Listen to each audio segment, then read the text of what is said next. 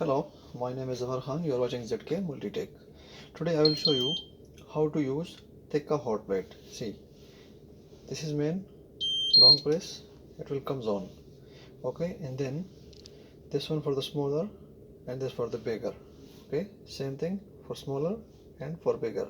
Now I need to turn on the bigger. Will come again.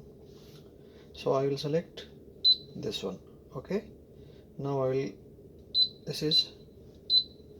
See, now it will not turn on. When I keep the pot, so it will sense, then it will turn on. So this how you need to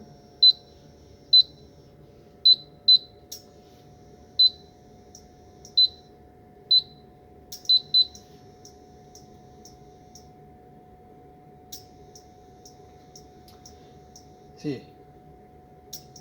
See, the smaller it will show error because I switch on but I did not keep something.